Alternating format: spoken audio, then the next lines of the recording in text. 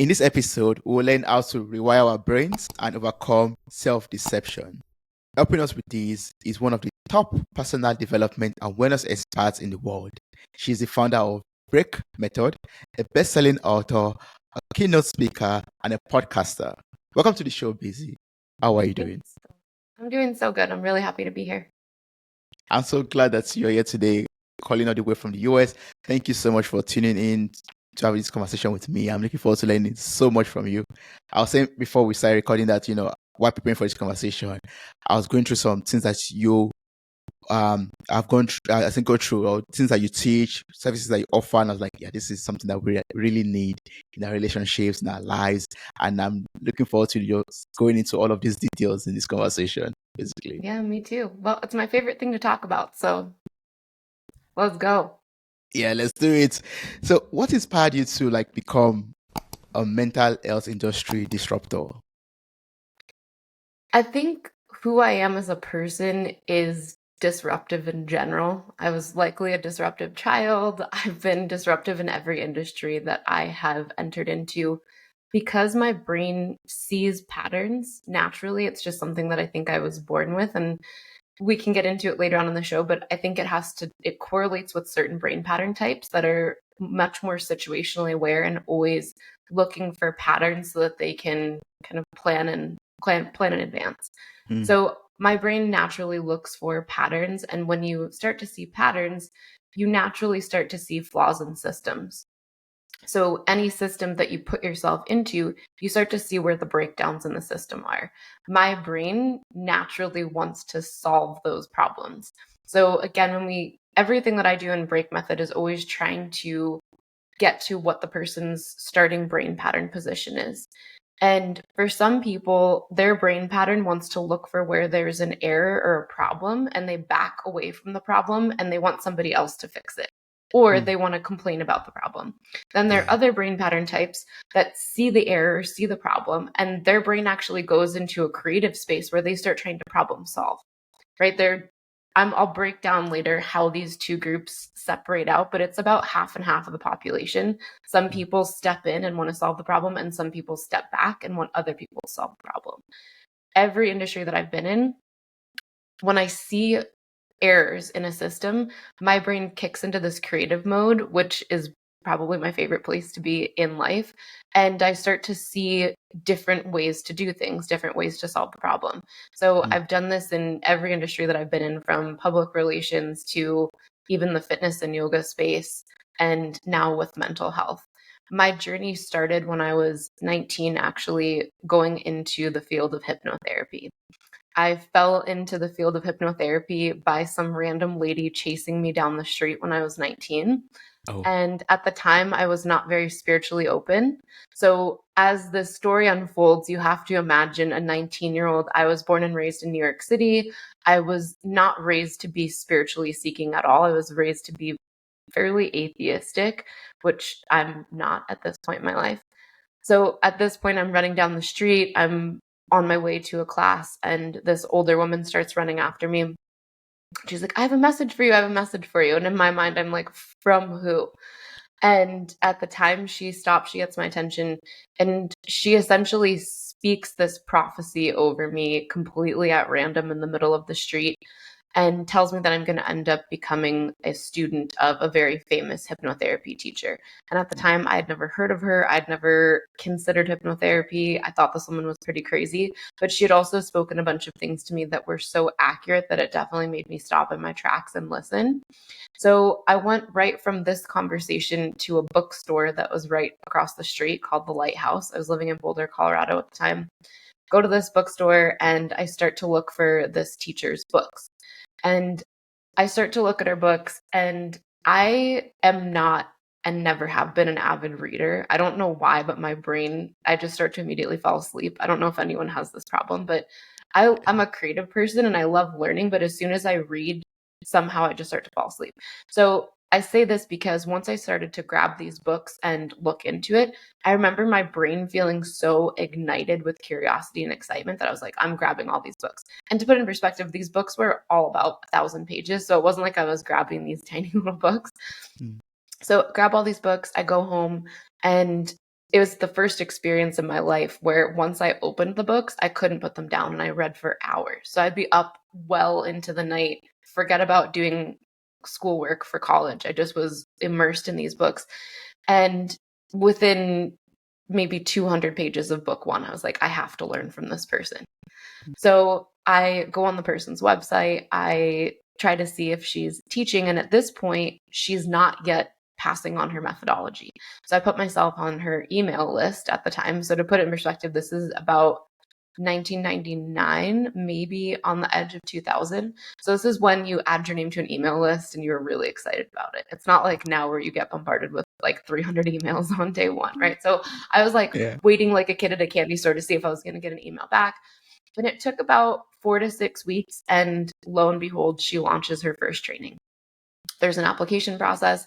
I fill out this application, but to be honest, because of the mental state I was in when this person met me on the street, I was wanting to be stubborn and be like, well, if this is really true, then I won't have to follow these steps and I'll still get in, right? I kind of wanted to tempt fate. I don't know if anyone else can relate to that, but some people I think will receive a prophecy or like somebody will speak something into or over their life that sounds really cool, or maybe they've met with a psychic and people want to accept it. My natural state is to actually want to push it away and try to prove it wrong. So in this moment, as I'm filling out the application, there are certain sections that you have to fill out. And there was one section that was a long form where you had to basically say why you should be selected. And instead of following the directions, I said, some woman walked up to me in the street and told me that I would be one of your most famous students and that I would actually take the torch of your work and pass it on in a completely different way than you could have imagined. And that was all I wrote, and I didn't fill out the rest of the application. And to me, it was like, well, if I'm meant to be there, then I'll get in no matter what. Yeah. And of course, I got in. So I ended up learning from this teacher, and right out of the starting gate, I was just teaching a group of therapists about a week ago, and I shared this story, and I shared it as some people, when they're going through the initial phases of working with clients, they're slowly building up, right? They have mentorship. Maybe they're working with clients that are not experiencing really traumatic events. I literally got thrown into like the equivalent of the trauma ER, where it's the hardest clients you can possibly imagine. And the type of work that we were trained to do is much more multidimensional. So it wasn't like we're just sitting here talking about the problems that you have in your everyday life. The methodology was built to help ascertain where in your DNA and in your physical body and spiritual body, your body is actually tied to memories and unresolved trauma that needs to be resolved for your body to let go of physical symptoms. So you're not just going into a person's last 5 years, you're hypothetically going into previous lifetimes. I have a different perspective on that now than when I was trained. So the way you're trained, it's called quantum healing hypnosis technique. And you're essentially trained to go back and figure out which past lives, which I'll put in air quotes, past lives are essentially generating physical body traumas and emotional trauma responses. Now, from where I am today, to timestamp it, I'll be 39. So it's been a while since I was trained in this. So at 39, I now believe and have seen a lot of evidence that to me, they're not past lives, but they are pieces of bioinformation that are encoded into your DNA. So another way to look at this would be the experience of your ancestors housed on your DNA, if unresolved, can actually be generating physical symptoms in your body, even though it might not have been your life per se. But certain people have access to read that bioinformation. And I think the key piece here is some people, their brains can't stop reading it, right? So maybe you as a person, you don't realize that your brain is pulling bioinformation from 30 generations ago. So you have no idea. You're just experiencing recurring tumors, like one previous client that I had. So you can't tell where it's coming from, but through this type of work, we can tell where on the DNA this sort of unresolved trauma is generating a physical symptom in your lifetime today. So when I first started this work, literally first client out the gate, again, go back to thinking like I'm kind of the stubborn almost like wanting or expecting things to go wrong. So I get into this first client who did have recurring tumors throughout her abdomen, and it was a work trade. I was just starting off, so I was like, maybe this won't even work. First client right out the gate goes back to experiencing some really intense memories.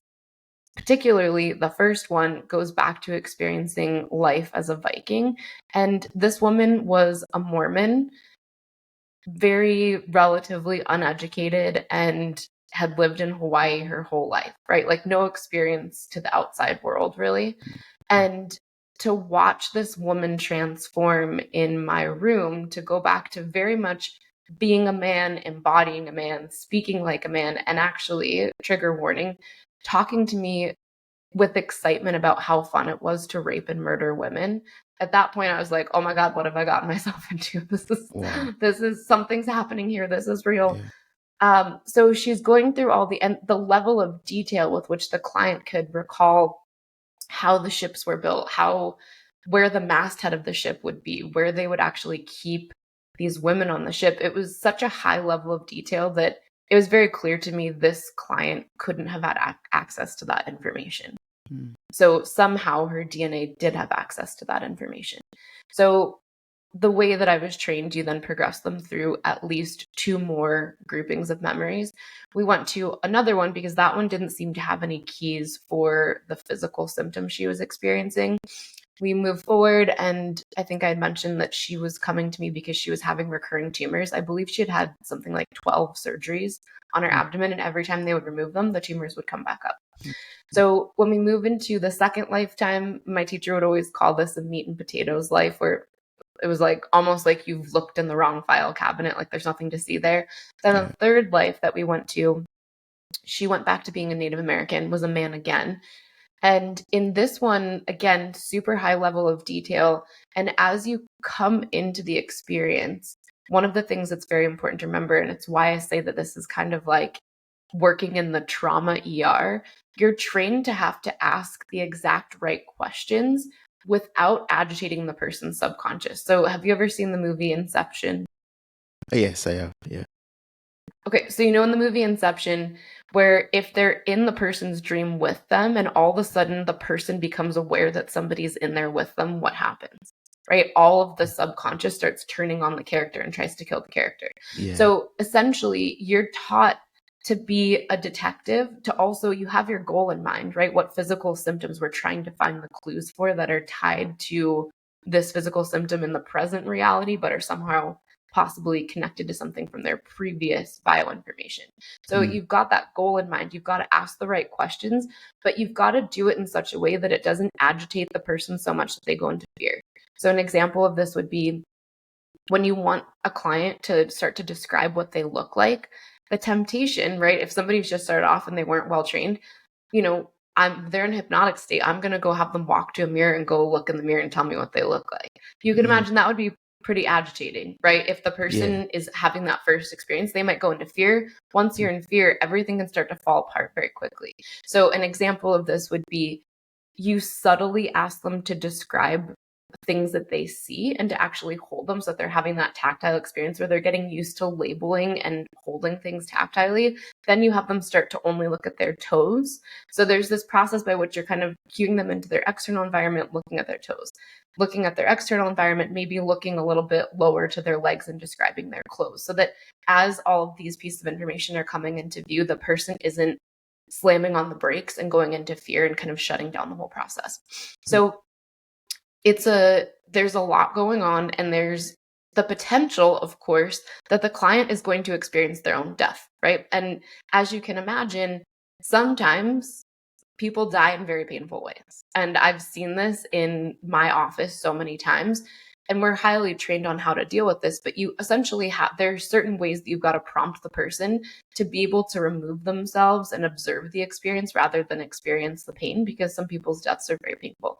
So you have to be completely focused. You can't let anything distract you. The stakes are high. I always describe this to people as it's like being a pilot taking off on a plane with a bunch of passengers. You can't get up on the plane if you're the only one flying and be like, I don't know, I'm not feeling it today.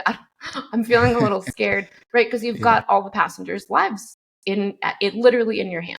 Mm-hmm. So when I'm going through this process with this client that goes back to being Native American, she eventually hits this place where she's describing to me, after slowly getting her cued into her body, she's describing to me that she's very upset, obviously but it's a she speaking, but she's experiencing a male lifetime.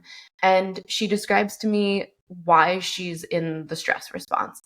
She's described to me that she can speak to and communicate with animals. And because of that, every time he goes to hunt, he can't actually shoot the animal, right? He kind of falters and he just can't, he doesn't have it in him to pull the trigger to kill the animals. And winter is coming, and the chief of the tribe has let him know, if the next time they go out to hunt before winter comes, if he comes back with nothing and doesn't provide his share, they're going to let his family starve to set a standard for the tribe. So he's now progressed onto his last hunt. And the way that he described their hunting practices and what they brought with them was, again, so detailed. And I didn't know anything about this at this point. So my job is also to collect information to then go talk to historians and verify what I'm learning. Mm. So he goes out for the last hunt, and he shares with me how they actually span out far away from each other to go hunt. He goes out on the hunt, and he is nowhere near anybody else, because you try to cover as much territory by yourself as possible without crossing into other people that are hunting.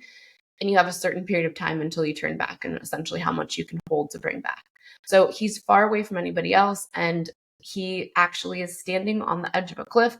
He actually is about to get a deer, and a hawk swoops over his head. He gets distracted, and he falls off the edge of a cliff and impales himself on a tree trunk. So you know how, like, when trees die or decay, part of it Yeah. will break off, and then there's kind of the pieces of the tree trunk Yes. upright. So he falls on the tree trunk, and it impales him through his stomach. And the worst part is that he had to essentially die knowing he was actually going to pull the trigger. He was, or the bow, Yeah. and he was actually going to take care of his family. But essentially, he died knowing that his family was going to be left to starve to death, and that they would think that he essentially ran away and let them die. Oh, So that yeah. that guilt and shame, all stored in his stomach, was what needed to actually come through and almost have this resolution of that bioinformation that isn't what he did, right? It almost is, imagine like wanting to clear the record. Imagine you were thrown in jail for a murder you didn't commit, and it took you like 90 years to clear your name. There's probably a part of you that would want to clear your name at some point, Yeah. right? Yeah. So as soon as we did that, obviously I get her out of the hypnosis. As you can imagine, it's challenging to bring this information to somebody because all of these are recorded. So I know that at some point this client's going to want to listen to this, and it's probably going to be pretty jarring, right? So I prepared her to be able to listen to it. She goes through the whole experience. Obviously, it was hard to hear. There were a lot of tears. How could this happen? Of course, her first question when she came out of the hypnosis was, "It didn't work, did it?" Like, no recollection whatsoever of the whole experience. Mm. So then I had to grab her some tea and, like, let's sit down, have a little tea, figure this out so that we kind of ease into it. And so remember, this is my first client ever. That day forward, her tumors never came back. So Wow. from that day, I was like, oh my God, this is something big. And I was all in at that point. When you have that first client and there's not like a push pull, you just kind of get thrown into the deep end. I was hooked. My brain was so excited about the process that I was doing. I believed in it. And I dedicated a large part of my life for those first few years to only exclusively doing that methodology. So from that point, I became very good at understanding how to operate and move through people's subconscious. And I also got firsthand experience of how much our subconscious thoughts really dictate all of our behaviors. Like, very much so, as much as we want to be conscious, our conscious thoughts are often not behind the wheel of our car. So moving through this process with so much repetition over the years, instead of being so acutely focused on the physical side, I started to see people with very real present day traumas. And all I could think was, I almost felt like the work that I was doing was wasteful because people needed real healing right now, for the things that are Yeah. ailing them right now. And not everybody has some really obvious repetitive chronic condition or physical trauma. Most people, it's repetitive behavioral cycles that are keeping them held back and stuck, right? So if you're listening, think of dating the same type of person 5 times. And every time you think they're different, you get 6 months in, you're like, this person is actually not different. It's a slightly different flavor, right? Maybe one was vanilla, the other one's Tahitian vanilla, but ultimately I'm repeating the same cycle with relationships.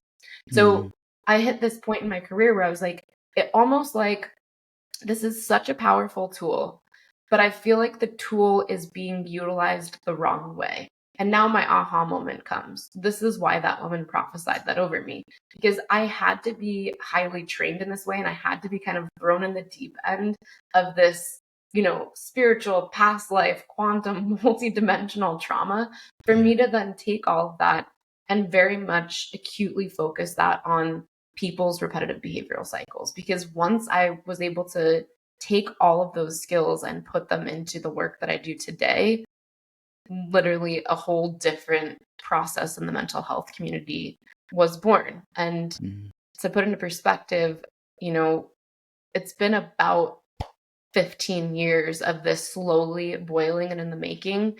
And now in 2023, we're actually an accredited mental health modality. I train therapists all over the world. And for the first few years of doing this, obviously people want to put their hands up and being like, whoa, you're not a PhD. You can't teach therapists how to do things. So Mm. it's really come full circle for me to go from that background all the way through to what I do now, which is really trying to translate the power of the subconscious and how to overcome self-deception using some of those tools to help people rewire their brains and actually stop the cycle permanently and stop it for the next generations as well. Yes. Wow. Thank you so much for sharing that. I mean, I really love the fact that you took us on that journey of how you all started the whole, disrupting the mental health industry and everything that you've experienced. And that's one of the reasons why I want to actually learn so much about your break method. But before you talk about the break method, I mean, when you were sharing everything, I was remembering what I always hear from people that says the body keeps the record. I mean, Mhm. I've never experienced any um thing from the past life. I've heard this a lot. I've heard this about this a lot in the past and from other people, and I'm still on the fence on that matter. But I mean, I've heard it so Mhm. often that I'm like, oh, okay, it could be true, it could not be. I don't know, but I'm open to it. But hearing that the body keeps the record, and even from our past life, from past traumas, from pains, from anything that might have gone through in the past, it's still stored in the body if we don't let go of it or break free from it. It's one of the reasons why I was like, yeah, I have to speak with Busy today. I have to get to know how to break free.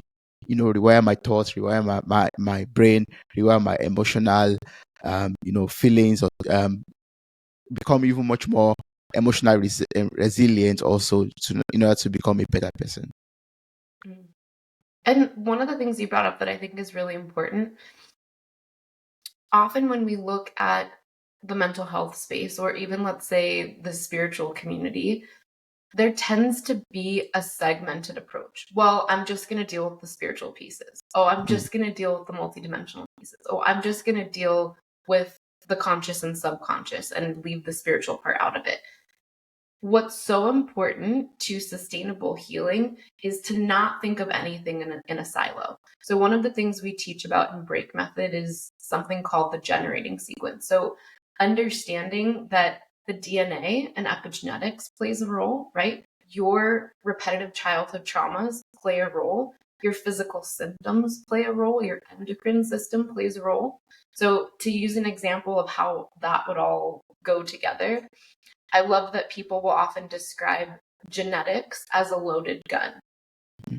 I feel like in today's society today, so frequently people throw up their hands and they're like, it's genetic. Like, there's nothing I can do about it. It's genetic. That's not true at all. And I think it's a really disempowering statement to make. And I think it really does keep a lot of people stuck because they just subscribe to the belief that somebody has, well, it's genetic. So this was always going to happen. The reality is genetics are a loaded gun, but there's so many other factors that need to fire the gun, right? Somebody has to pick up the gun, somebody has to pull the trigger on the gun. when we're thinking about genetics versus childhood repetitive experiences, so think about that also maybe by looking at the terms nurture versus nature, right? So nurture would be the repetitive childhood experiences. The nature would be what's actually in that loaded gun of your genetics. Your repetitive childhood experiences play the most important role because those can change the way your DNA is expressed. So let's say that in your generational line, people are predisposed toward anger and rage. Okay. If your parents choose to actually do the work to break those generational patterns, it doesn't matter how loaded that gun is, you won't pull the trigger, right? So that might be there, and then you have to work harder to change that for your kids and so on and so forth. But what happens in our childhood environment, I believe, holds the most important key above and beyond genetics, above and beyond hormones, because what happens with high repetition in your early childhood years, it actually puts your hand on the gun, and it's like it preloads the trigger, right? You're just so close to that whole gun being fired. Then on top of that, the more you experience something with repetition in childhood, now your endocrine system gets involved. Because every time you experience an emotion, what's going to happen? Your body starts to crank hormone and neurotransmitter that are associated with that emotional response. So the more you run the cycle, the more your brain and body become addicted to that flush of chemicals. So now your hormones and your endocrine system are very much tied into those childhood emotional experiences. And here's the key. You can move away from your parents, right? Change your life, get away from everything.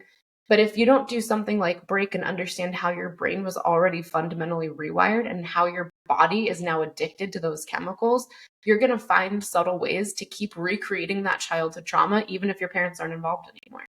And I think that's what people really don't understand is the level to which the brain can play tricks on us and distort our perception of reality to get us to interact with our environment as if it's the same as childhood. So that's one of the key pieces, is that if we can understand how the brain is distorting reality and make us label certain characters or interact with our world in such a way that keeps repeating that flood of neurotransmitter and hormone, then we can actually start to break away from the cycle. But most of the time, again, going back to the dating the same type of person 4 times, you think you're doing something different until you get smacked in the face and you're like, this is not different at all. So our job in break method is to actually get a very clear map of how each of these steps are functioning together to trick you into perpetuating your cycle, right? This is why it all really resides on the subconscious, because most clients that I see have done therapy for 20 years. They've read every self-help book in the world. And I always tell people, you can read all the books, right? And I could even give you a quiz right now and you can tell me every concept that's in the book. But when push comes to shove, if your mom starts raising her eyebrows at you and speaking to you a certain way, what's going to happen? Are you taking a test? Are you going to respond to me with what you memorized on your flashcards? Or is your subconscious going to take over and your body is going to start to react to your mom? It doesn't matter how much you've learned in semantic memory or how much you could pass a quiz. That is not the part of your body that emotionally responds to people in your environment. So this is where I always tell people awareness is not even close to enough. And I find that so many different practices, not only are they segmenting, right? Like we're only going to look at the mental health piece, or we're only going to look at the genetic component, or we're only interested in resolving these specific memories, but not dealing with the impact on the body. When you separate them out like that, and then on top of that, you're not actually thinking of the sequence of how to rewire the whole thing and in what order, you're not going to get that person to change. You might make them more aware of their problem, but awareness doesn't actually change anything. It might actually make your client more frustrated. Yeah, I know what I'm not supposed to do, but I can't stop doing it, right? Most clients that come to me are very aware of what their problems are. They just simply can't stop. So that's where something like break method comes in. We have a 98% completion rate. So if you look at traditional talk therapy, 60% or more of clients will actually stop therapy before it's been deemed effective. So 98% of our clients are finishing. And more importantly, 93% of those clients refer a friend or family member within 6 months. So typically I want people that are listening here to imagine the the person that you know that is the most annoying, most abrasive, no tact whatsoever, where every time you see them coming, you're like, oh my God, this person needs so much help. I want you to imagine that person. I have that client all the time. When that client completely changes, literally 180s, becomes a completely different person that actually knows how to have tact, knows how to respond, knows how to kind of match somebody's energy and collaborate instead of just push everybody away, you better believe that that person, all of their friends and family are like, listen, if you could change that person, take my money. If you can change them, you can change anybody. And I would say that's kind of the bulk of my practice, is that we tend to work with the people that are like, I've tried everything. I'm clearly a hopeless case. And the reality is, I don't believe anybody is hopeless. I don't believe any relationship is unsalvageable. Once we've mapped the right data points and we use something like what we do in Break Method to actually pull back and see the patterns and see the sequence of language that your brain weaponizes against you, we can help anybody heal. And maybe this would help to understand how the language bit fits in, because I do think the language is one of the things that we use in Break that's so important. I want everyone to imagine that to drive your car, you've got to fill it with gasoline, right? Gasoline is the fuel source for your car. Yeah. Our brain functions off of language. So without understanding the language that our brain is using as a fuel source, and not just understanding it generally, but understanding language very specifically for you, we can't help that person rewire. So this is why something like a blanket affirmation won't really help you. It might temporarily make you feel a bit better, but it's really more of a band-aid approach. We actually have to understand how the childhood repetitive patterns your brain, because it's our belief that your brain pattern is actually set and hardwired by the time you're 5. For many people, it's honestly hardwired by 2. I leave that little bit of extra in there for people that don't believe that you can really have memories before 5. You do, especially in your body. So once that brain pattern is set between the ages of 2 and 5, everything that you move through from that point forward, you're like a tiny scientist conducting experiments in your world every single day. So every time you run the experiment, you're essentially collecting the data or the evidence, and then you're building rules on how to survive your life. So once we start to put all those rules together, we realize that if you're a kid, are you thinking very logically and critically? Like if you go back to when you're a child, sometimes you probably make assumptions that are inaccurate, right? Yeah. Yeah. Yeah. So little kids can be very irrational, and they can also jump to conclusions very quickly.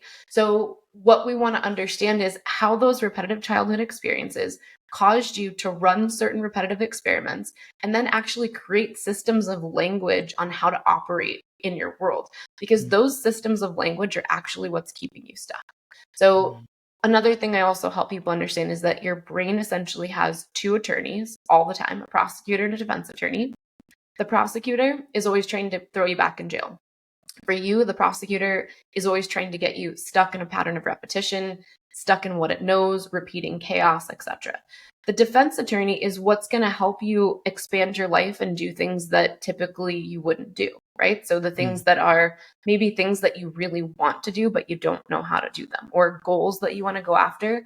But if you start to go after the goal, you notice that you have a pattern of self-sabotage that kicks in immediately. Our job in Break Method is to understand those systems of language that the prosecutor uses against you to keep throwing you back in jail. We also have to bolster up the argument of the defense attorney so that we're starting to break apart the errors in the prosecutor's argument, because the reality is the prosecutor is able to throw us back in jail because it's weaponizing our deepest fears against us, right? Like all the things that you think about yourself that might not be true. The prosecutor knows all this about you, right? It knows how to weaponize your negative self-talk. It knows how to weaponize shame or guilt that you have about how you handled certain things in your past. So it can essentially use those memories to be like, see, you are a terrible person. See, you're never going to be enough. See, look at all these things. You are always going to be rejected. You shouldn't put yourself out there. So we have to actually get very clearly to what those systems of language are so that we can strategically attack them while we're repatterning the behavior cycles. So one of the things that we do in Break, imagine that here's the train tracks of your conscious mind, right? So the things you know, the things you know you're learning that you're trying to do better. And then here's the train tracks of your subconscious mind. In most cases, these train tracks divert apart from each other and there's not a lot in common, right? Your conscious mind is trying to do something that your subconscious is like, not today, we're going the opposite direction, right? Yeah. I want to be in a nice, healthy relationship. Your subconscious is like, let's pick the most toxic partner ever. Our job is to properly map these two train tracks and understand how to get them congruent rather than moving apart from each other. Once we start to do this and we do it in the very specific sequence and structure that we do in Break, everybody changes. I've literally in my life never seen a client not be completely brand new by the end and feel free. And instead of hopeless, truly hopeful and excited for the future. One of the things Break does is it ultimately, when we're through all this repatterning process, it's intended to help bring you back to your childhood innocence and curiosity, which ultimately, whatever we experience with that repetition in our environment when we're a child, it starts to chip away at that, right? We start to kind of go inward. We start to become afraid of certain things because we're getting negative stimulus from something that we thought maybe was good or was just us asking a question. So we want to be able to restore people's brains back to childhood innocence and curiosity where things can be brand new, where we're not always thinking of the past and putting our perspective of the past onto a person in the present. And in fact, we want to get people to a place where they can be present at all because most people are not. They're either thinking of worst case scenarios in the future or trying to tie that back to what happened in the past to inform their decision making, but most people aren't even here. And I would say to tie it all back, that's really what I've found by doing hypnosis all those years is that people just aren't present. They're not in their bodies. And when you're not present, all of your deepest thoughts, insecurities, fears, catastrophizing, all of that can be weaponized against you. And the process is actually not that hard, as I've found, to make it go away, as long as you follow a very step sequenced approach and you don't allow the client and their preferences to block or stop it. So if you want me to go into a little bit about how that structure works, both to prevent self-deception and also to make sure that the client gets what they came for, I can explain a little bit about that if you want. Yes, I mean, I would really like to learn how we could use the break method to overcome self-deception because I think that's very important for us. Like, how can we, rewire our brain? Yeah. Yes, please. So to help people first understand what self-deception is when we don't realize that we're lying to ourselves. So an example of this would be if you think of a story that somebody has asked you about from your childhood, and I'll use a general example that usually helps drive the point home. So let's say you're trying to recall a story about a neighbor who got this brand new bicycle and you remember just feeling so jealous that they got this new bicycle. Sometimes if you're being asked a question about this story, you might find yourself one day thinking the bicycle is blue and then maybe another day the bicycle is green. And as you're saying it, you're like, I swear I've said this bicycle is blue before in the story, but now my brain is showing me that it was green. So most people, when their brain starts to become aware of this mismatch in data, you're just going to keep it going. You're not going to draw attention to it. You're not going to look at the person and be like, that's so weird that my brain's trying to lie to me and I don't know what the truth is, right? Usually you just cover it and you keep going. Yeah.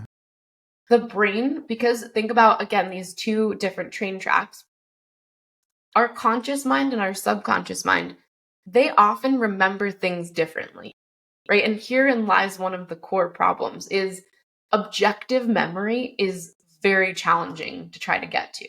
So when we're thinking about how break method, the structure and process of it helps overcome self-deception, it's doing it through two processes.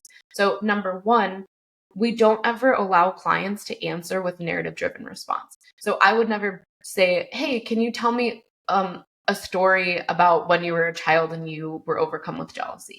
Because then your brain is able to paint the picture in a very specific way. You're not really looking for data. You're actually letting your feelings of the jealousy inform how you're piecing the story together. So we do it in a very contrasted way. We have a very specific process of interviewing where we actually are able to get to as close to raw data as possible. And we don't allow you to give your perspective on it or your spin on it. And you also often don't know why we're asking the questions that we're asking, so that your brain can't try to cover and protect you. So often what we find is that people at the end of our first session, they're like, oh my God, that was completely different than anything I've ever done. I can't believe you got that level of honesty out of me. So I want you to think of, if you've ever done traditional talk therapy, how long sometimes does it take for you to trust your therapist? 3 months, 6 months, 5 years, maybe never. Yeah. Because the process of rapport building is it's clunky. It doesn't really make a lot of sense. So I always tell people that it's kind of like trying to give, like a stranger trying to give candy to a kid. Like, the kid wants the candy, you want the healing, but you're also like, mommy told me not to take candy from a stranger. So as the therapist is trying to get you to trust them, there's a part of your brain that's like, whoa, something about this feels off. The way that we do our interviewing sequence for diagnostics, the person feels very comfortable and at ease because they know exactly what the structure is going to be, and they're prepped on areas where they might feel discomfort, where they might want to push back, and what we do to push back against that and help them overcome. So I'll give you an example. When we do the initial diagnostic, which is very important because it gives us our whole pattern hypothesis that we move through for the next 16 to 20 weeks. We always tell people it's best to try to force yourself to answer quickly. If you ever stop and overly filter your response, you're getting more into narrative and we're getting away from data. So it's better to blurt something out and then add on or layer or get messy after that than it is to sit there, overly process, and then kind of pitch me a story or a version, right? Because the way we assimilate patterns and break, we want to try to get as close to raw data as possible. So how you felt about it ultimately doesn't matter to me. I need to know what the data inputs are. To get your brain pattern accurate, I have to understand the pattern of input-output relationships and how that now generated language that's keeping you stuck. So our questioning format doesn't allow the person to actually get into their narrative. It forces them into relaying raw data so that then we can use that to assimilate the pattern. So that's number one. And again, it can feel uncomfortable for people because people are used to telling stories. They like telling stories. When they tell stories, their emotions get involved and they're actually feeding the emotional addiction loop. That's one of the other reasons that we try to keep people out of it, is that every time you tell your story, you get addicted to telling your story. And ultimately, that's not helping you heal. It's actually keeping that chemical cycle going. So the other way that we get clients out of self-deception is we have a set structure. So there's a very specific set of interview questions, diagnostic tools, and a sequence. And it doesn't matter what the client wants to do. We train them from a very early phase of the work. If you are able to move off of your preference, I'll give an example. I don't really want to talk about that. That's too triggering. I don't think I have a problem with that. Let's go here. If the client is able to allow their preference to guide this process, they're never going to heal, because their brain will want to come up with seemingly good, justifiable excuses to get around the part that needs healing, to move through the part that needs healing, to just say, no, I'm actually totally healed in that area. I don't need to deal with that. So when clients come to us, they know there's no way to change the order. There's no way to get out of a certain step. We're going to go into it. We're going to go through it. It's going to be hard, but we're going to be here to help support you with accountability the whole way. But we treat it like an emotional Spartan race. I don't know if you've ever done a Spartan race or any sort of like outdoor. Have you done anything like that where you really have to push yourself, but it's a set period of time and you can make it? A little bit, yes. A little bit. You have. Okay. Yes. So I've done Spartans before. I actually got engaged at the end of the Spartan World Championship. So I'm into that kind of stuff. So if you think about it, right, you go into a race like that knowing it's 12 miles, it's 15 miles, right? You know ahead of time, it's going to be really hard. I know what I signed up for. Are there going to be times that I want to quit? Absolutely. But am I going to quit? No. Right? The whole Spartan community is there to help support you through to the end. The same is going to be true in break. We don't lie to clients about how hard it's going to be. We let them know ahead of time everything to expect so that there's absolutely nothing that's a surprise.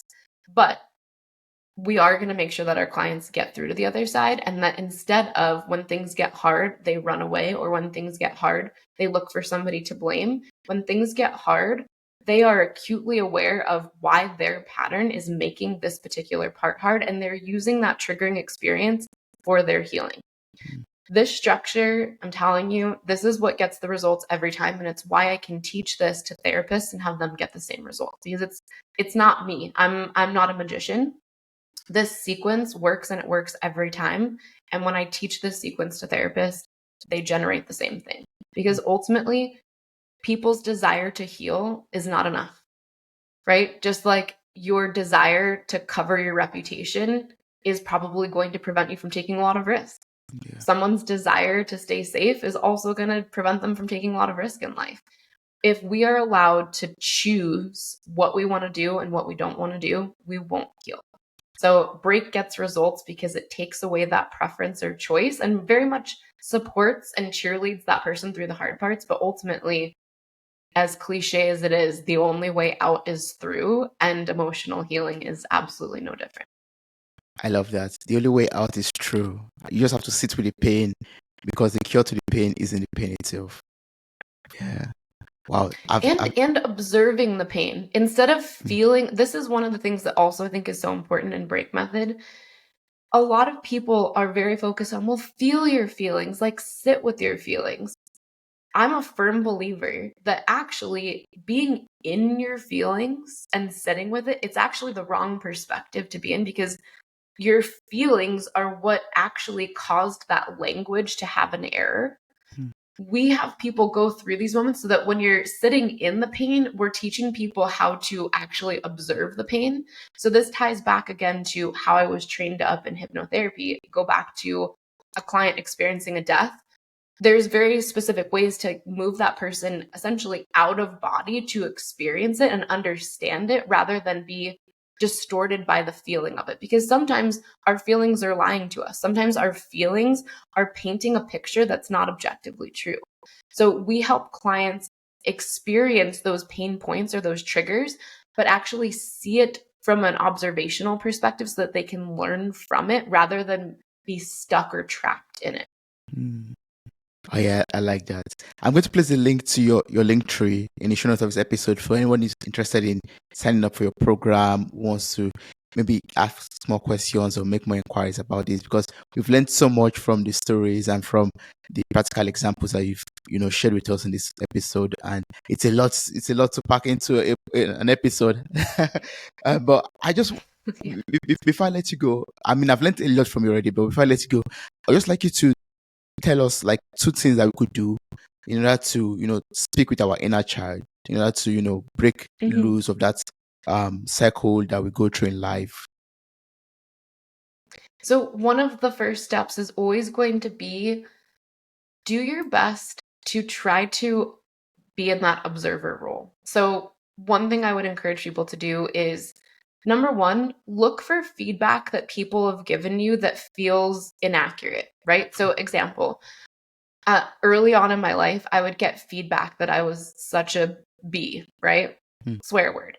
And I realized that when I'm information processing, I might actually read visibly like I'm very mad or like I don't care about anybody else. But really, it's when I'm processing, it's almost like I check out and I stop engaging with people. But intentionally, it's not that I don't care about others. It's almost like I lose track of time and space when I'm information processing. So example would be getting feedback that I'm so mean.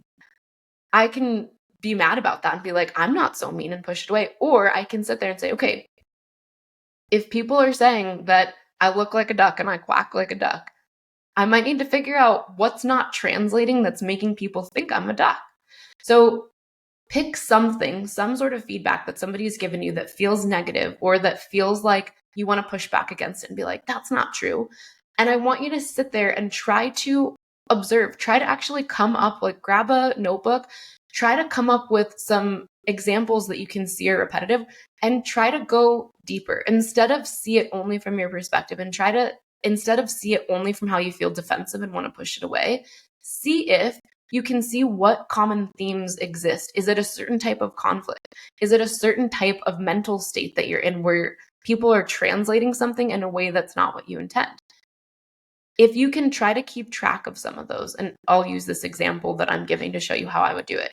So if I know that the feedback is that I'm really mean, and I go back and I'm like, okay, what are 5 recent experiences where this happened, and what was happening in my world, and how can I try to see it from their perspective? So let's say I write down the top 5 things that come to mind. And again, in this instance, I realize, okay, when I'm processing, if I'm not communicating, people can misinterpret what I'm thinking or feeling. So then I reverse engineer it and I say, okay, if they are seeing this or interpreting this as mean, I have to change the way I'm communicating. So in this instance, okay, the next time I'm in a position where I'm around a lot of people and I'm going to shift into a more thinking or processing mode, all I really have to do is say to the group of people, hey, I'm going to go over to the side real quick. I just want to think through some things and then I'll be right back. Because before, maybe I would tell myself, oh, well, I'll just stay present. I'll just check out for a second and try to process this.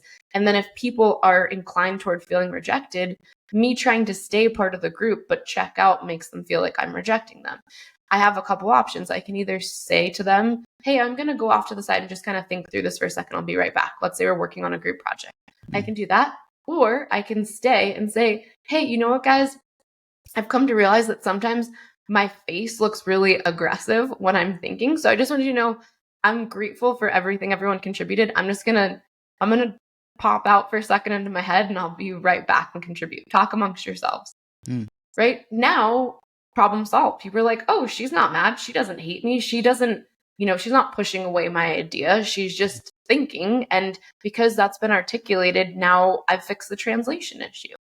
So that is a simple thing that anybody can do without having to step all the way deep into this work, is just look for ways that people are misinterpreting you or giving you feedback that you don't like, and try to see it from another perspective. Try to see what thought process or action is happening in your mind and why it's not translating to the outside world.